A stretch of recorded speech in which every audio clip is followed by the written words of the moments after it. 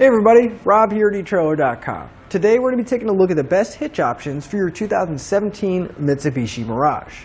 So we're going to have two options for our Mirage. Up top here we're going to have the Class 1 Curt, and then right below that we're going to have the Draw-Tite, which is also going to be a Class 1. Now me personally, if it were me looking for a hitch for my Mirage, I would go with the Curt for a few different reasons. But let's take a closer look at each one of the hitches and look at some of the upsides and downsides to each one. Now if we really look at our hitches, that's going to tell us the first major difference. It's going to be the design. Our Curt is going to have this straight cross tube going across right by the receiver. But our Draw-Tite is actually going to have the cross tube angled back pretty far. And the big benefit to that is it's going to be less visible, but both of the cross tubes are going to sit below the bumper. So here we have our Curt installed on there so you can really see what it looks like.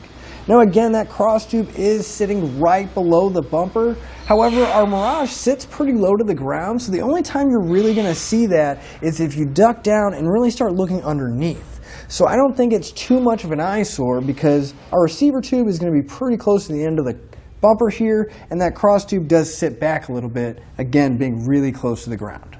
Now a really small thing that I prefer on the Curt over the Draw-Tite is the receiver tube end. The Draw-Tite here is just going to have a flush cut, and it's not bad looking, but it's going to be a personal choice in how you like your hitch to look, whereas the Curt has this reinforced collar.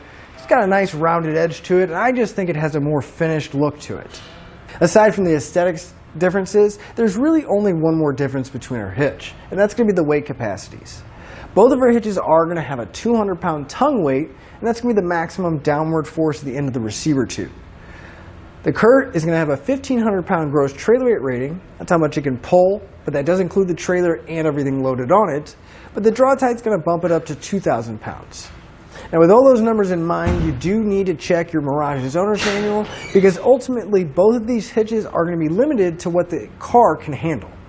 Now the last thing I'd like to talk about is the installation process. Both of these are going to be pretty similar. However, I feel like the Curt has a little bit of an upper hand because it's going to be a little bit easier to install.